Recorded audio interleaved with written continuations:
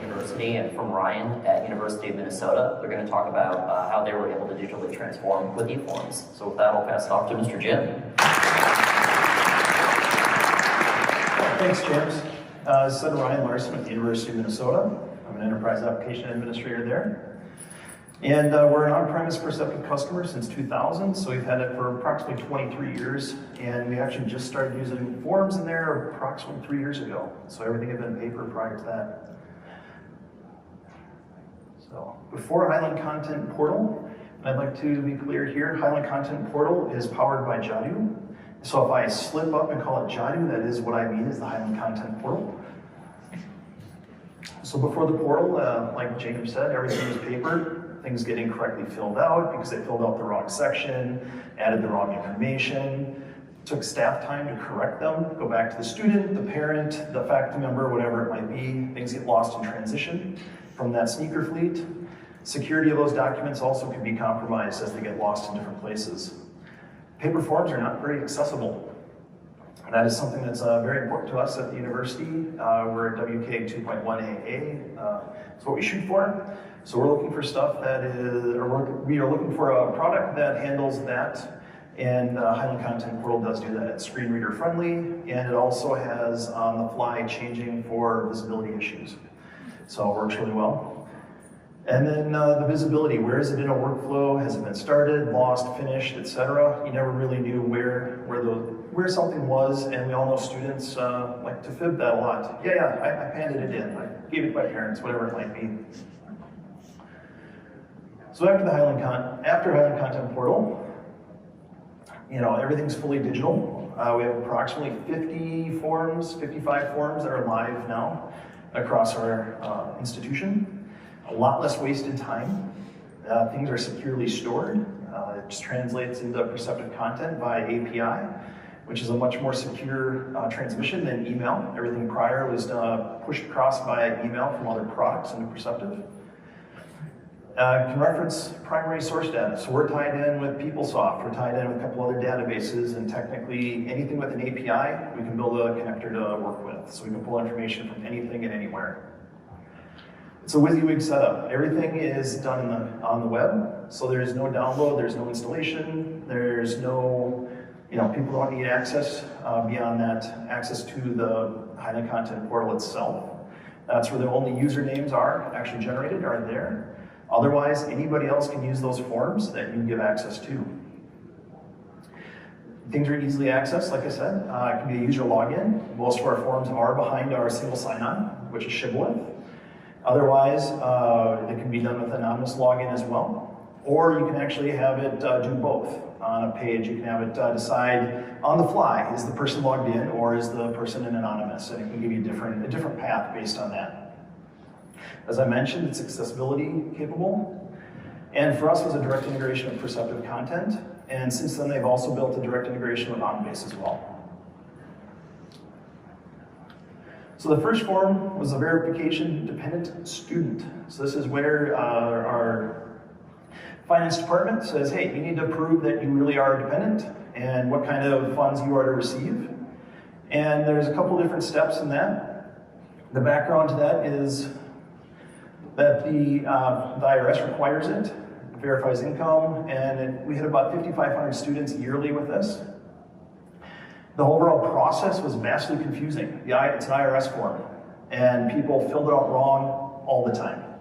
Because it would be only fill out this section if, fill out this section if you did this, or it was very confusing. So with Jadu, we were able to actually build in the logic to take people down the different paths based on their selections, based on what their choices were. There were a lot of errors in that submission. And then email is how a lot of things were transmitted. Parents would attach their tax documents to email that into the financial aid office, and it just wasn't very secure.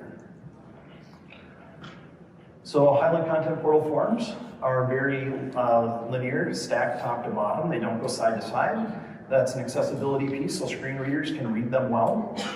And you'll see on top, it gives you a nice bar just to show you how far you are along. And when you log in through an authenticated login, it automatically pulls in data based on that logged in user. If you miss something, it highlights it in bright red, the nice exclamation mark, and actually at the top of the page it says jump to first error. So you don't actually have to guess where on that page it is that that error is. We all hit those on pages where they're not very well developed and they have no idea what we're missing. It also has drop downs for selections and can do cascading drop downs just like the Unity forms. It's a very, very powerful function. So on this, we use conditional sections. So if they answered one thing, it would pop open an area on the form to continue answering those. We use page branching. So if there was something answered on that form, it would take you to a whole other page completely for other questions.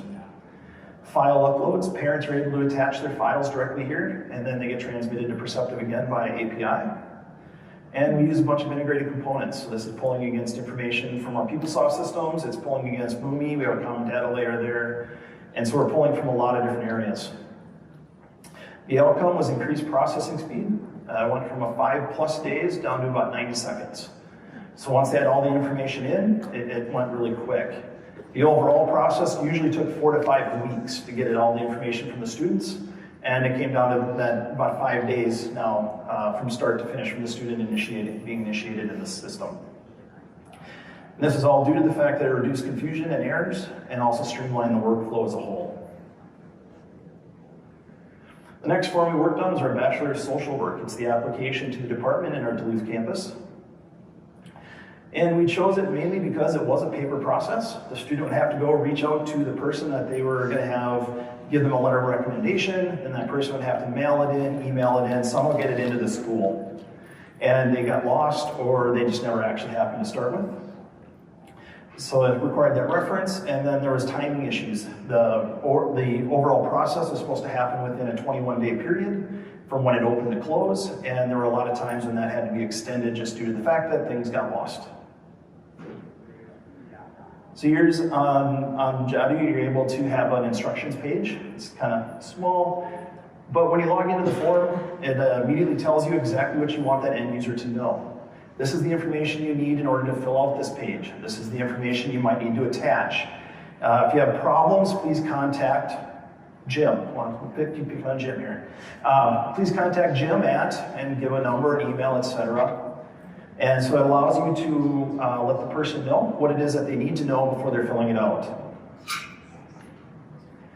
And now this one was done with anonymous, so it doesn't actually pull in any information. But the student's able to enter their person that they want to fill out, the information on them, put their email in there, and then when they click submit, it sends it out to them, and then that user clicks on it, fills out the information, and comes in.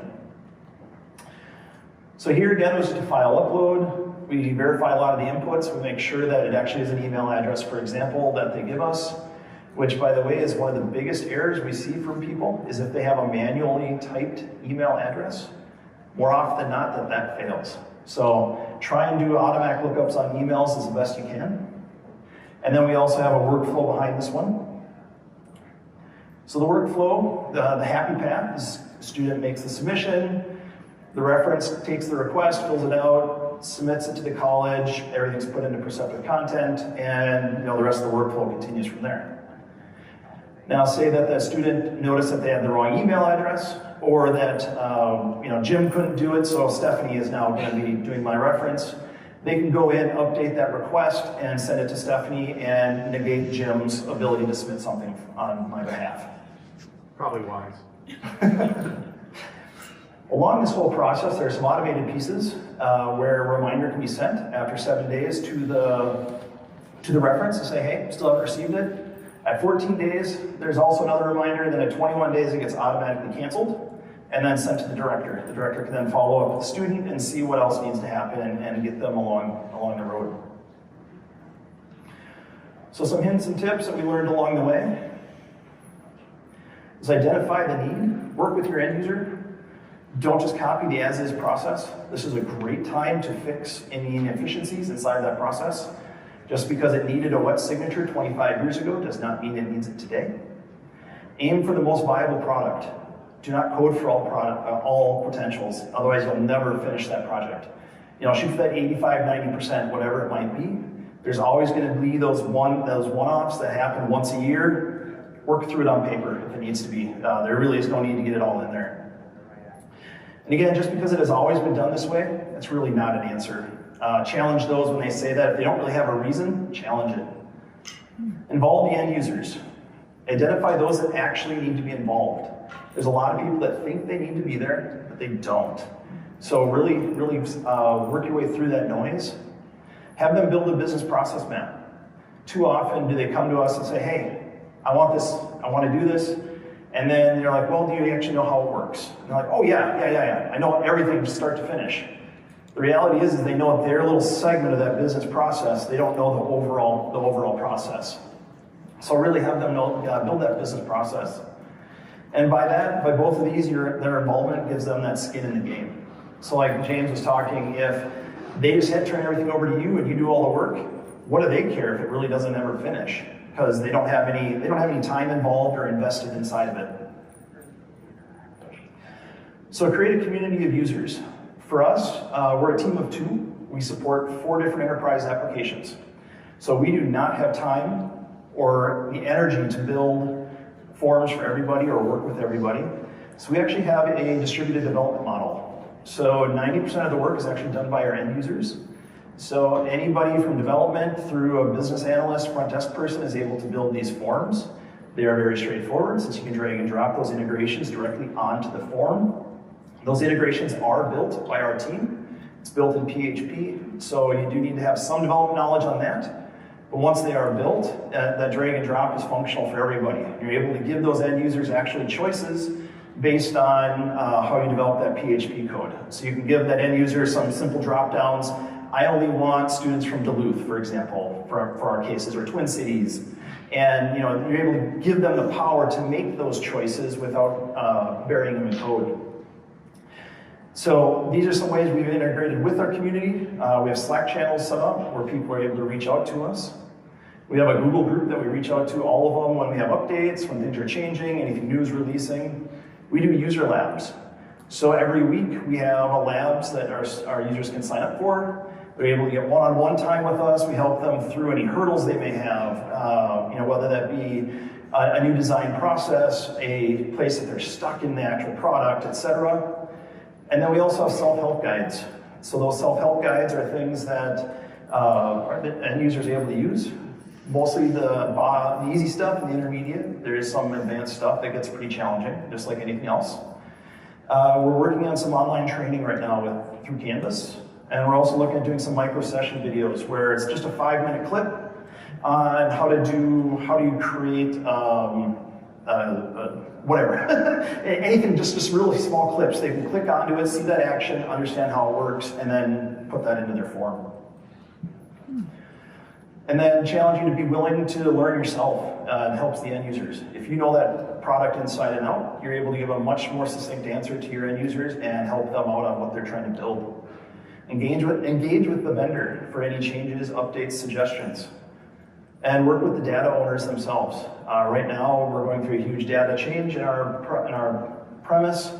And so we're having to work with those data owners on what we can pull, where we can pull it from, who has the rights to pull it, all of those kind of security concerns that as we go down that road.